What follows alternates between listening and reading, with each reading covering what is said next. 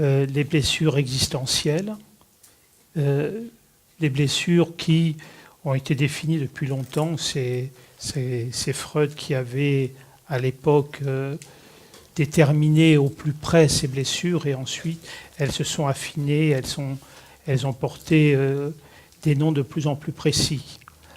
Ce qui est important dans les blessures dont on va parler, qui sont au nombre de 5, et j'en rajoute toujours une 6e, ça c'est le cadeau de la fin. Donc il y a la blessure du rejet, la blessure de la trahison, la blessure de l'abandon, la blessure de l'injustice, la blessure de l'humiliation et la blessure de la complaisance.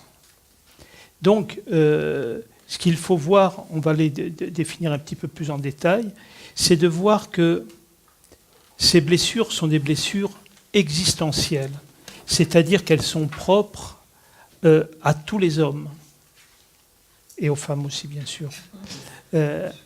Et nous possédons ces 6 blessures obligatoirement.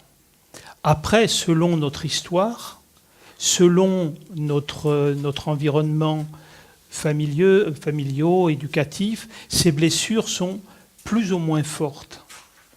Mais ce sont un moyen pour que la vibration se densifie au travers de ces blessures, pour que l'on puisse, en tant que pure conscience, vivre l'incarnation. Ce qui veut dire que quand progressivement ces blessures sont comprises, sont transmutées, à ce moment-là, le soi, donc je l'appelle l'âme d'une manière imagée, pas comme une espèce d'entité, l'âme étant le centre de nos êtres.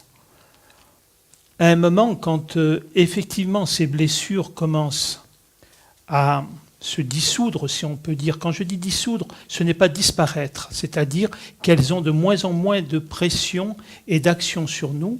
Petit à petit, le soi peut de nouveau commencer à se dégager de la matière, et une fois qu'il est dégagé de ses blessures, il y a ce qu'on appelle la révélation, l'éveil et ce que l'on veut, c'est-à-dire que l'âme reprend sa vraie rayonnance.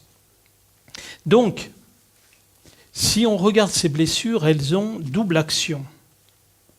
De nous montrer qui ne sommes pas et nous rappeler qui nous sommes.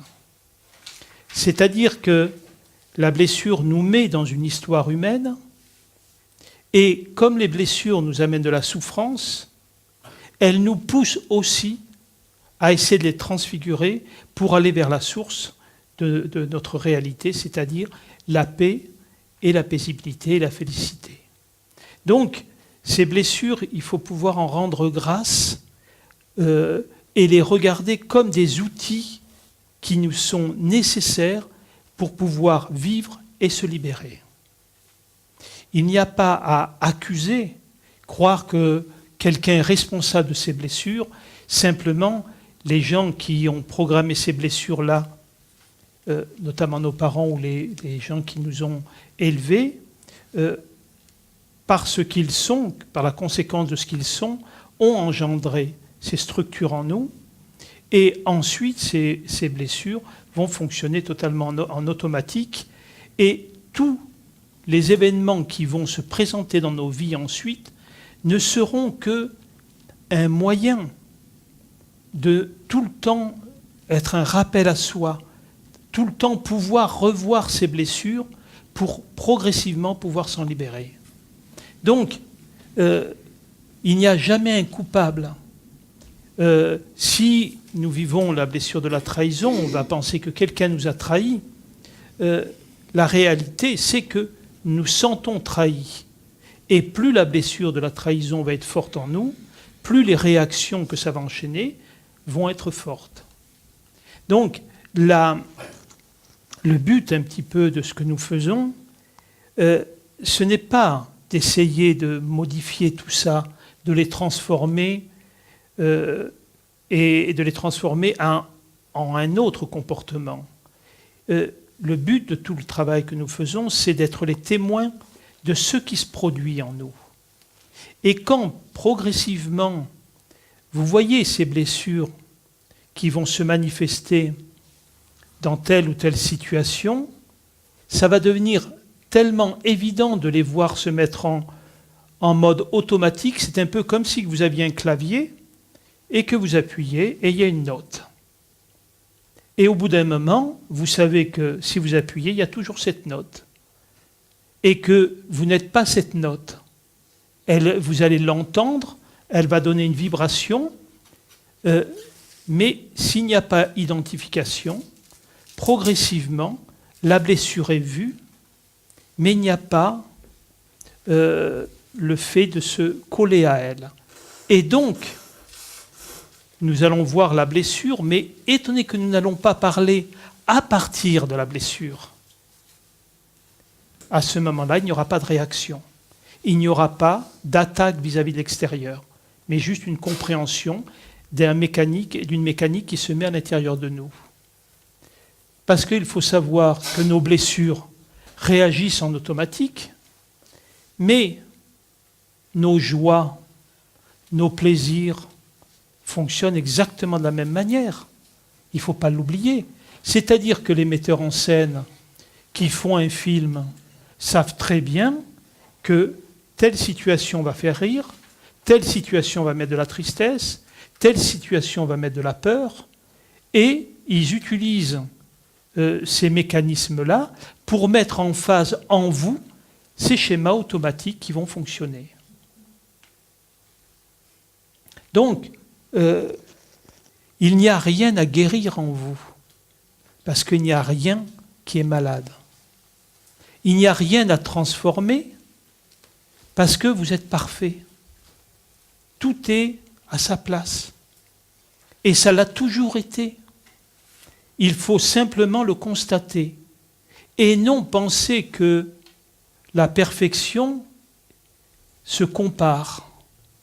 On ne compare pas deux sphères parfaites. Elles sont parfaites, point final.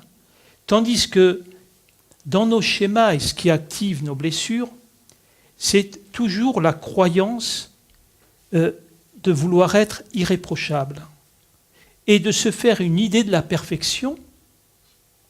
Et d'ailleurs, si on demande à quelqu'un « Comment serais-tu si tu étais parfait ?», il ne va parler qu'à partir de schémas, c'est-à-dire « Je serais parfait si j'étais plus généreux ».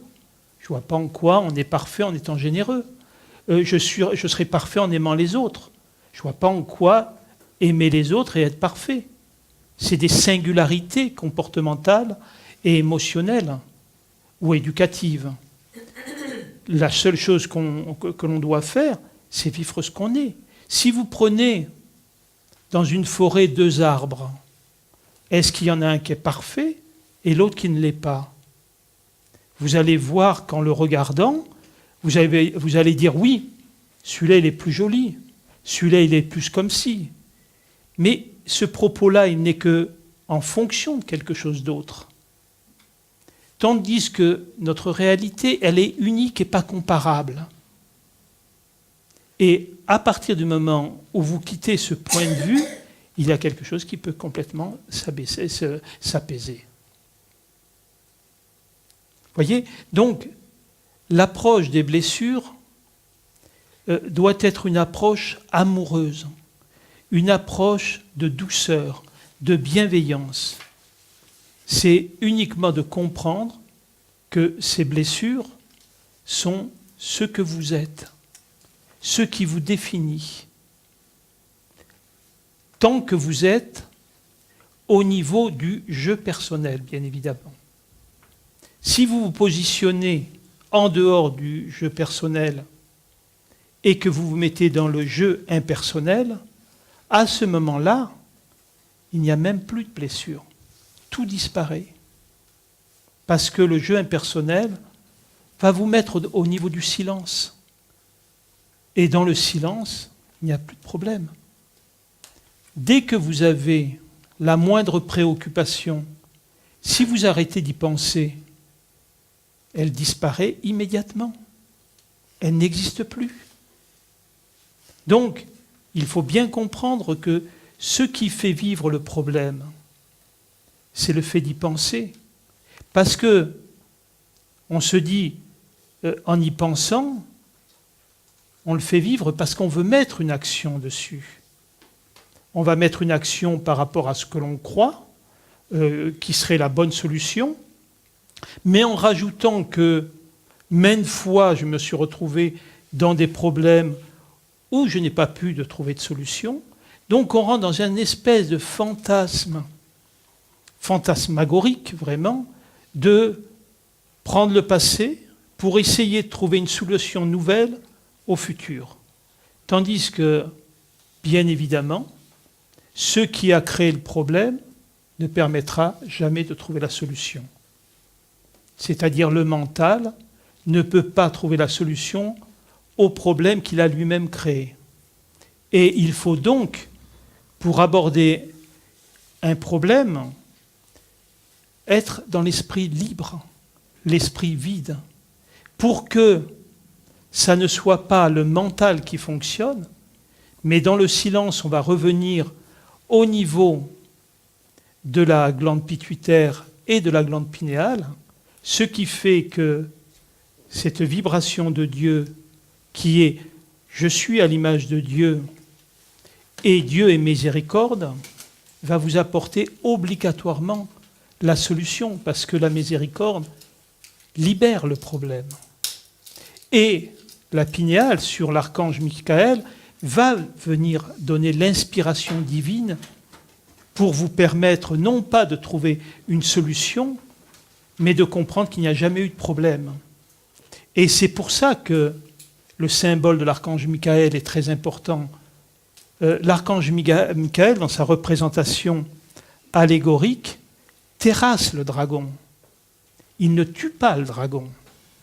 Il le maintient au sol. C'est-à-dire qu'effectivement, sur cette énergie qui passe par la pinéale, cette énergie-là fait que toutes nos vibrations les plus basses, qui sont liées à l'ego, c'est-à-dire à l'état de séparation, la peur, etc., sont maintenues pour qu'effectivement la miséricorde de Dieu soit toujours agissante.